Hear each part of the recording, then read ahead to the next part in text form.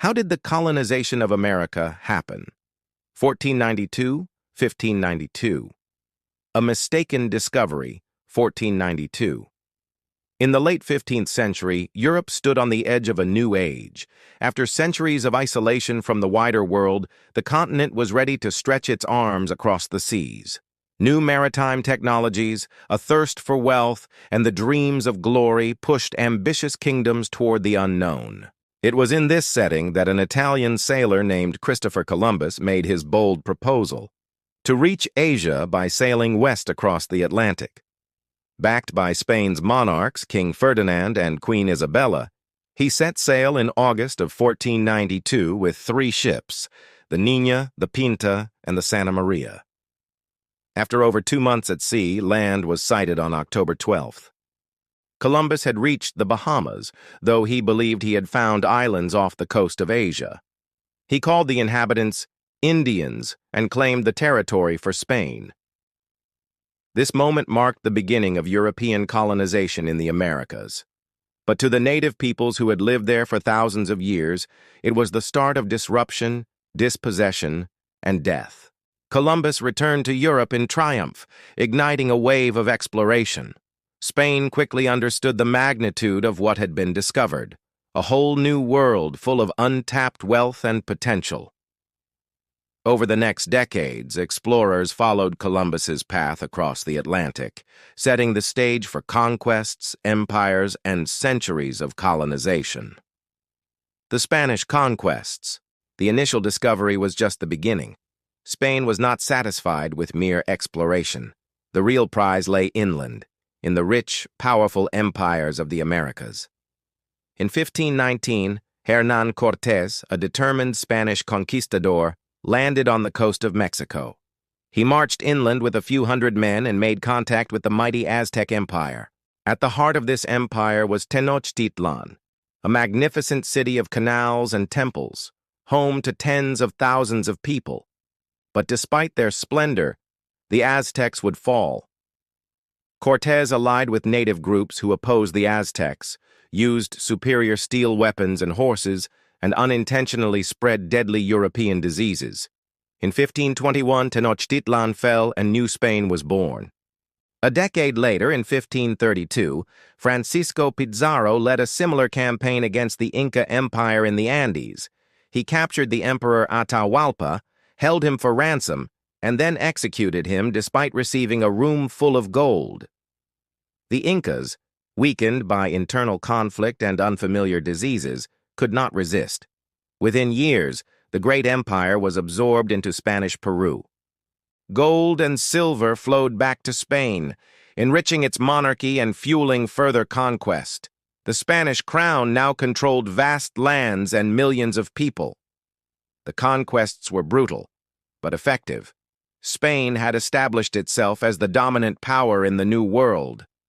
Spain builds an empire. With vast lands under its control, Spain set out to transform the Americas into an extension of its empire. The early 16th century was a time of rapid institutionalization and colonization. Conquistadors gave way to governors, and battlefields gave way to city streets. Central to Spanish control was the encomienda system. Under this policy, Spanish settlers were granted land and indigenous laborers. In theory, settlers were to protect and Christianize their laborers. In practice, it resembled slavery.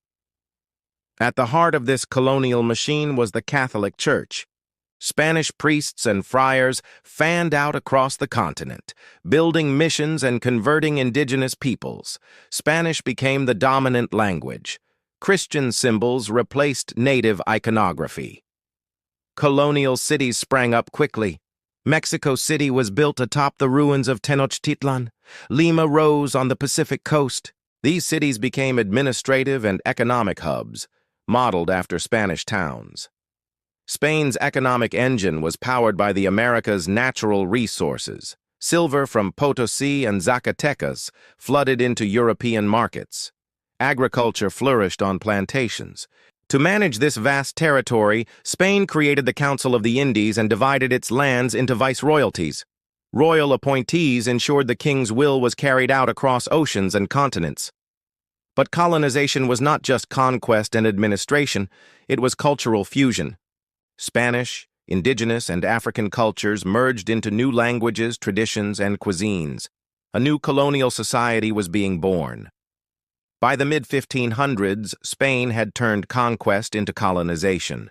The Americas were now Spanish in name, law, and faith, but forever changed by the meeting of worlds. The world takes notice.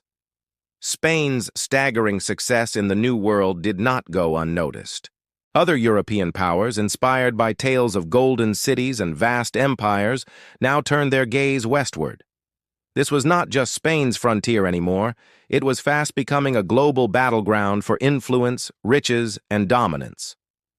Back in 1494, Spain and Portugal had signed the Treaty of Tordesillas, a papal-backed agreement dividing the non-European world. Spain claimed lands to the west of a set meridian, and Portugal to the east. This treaty ensured Portugal's claim over Brazil, which was discovered by Pedro Álvares Cabral in 1500.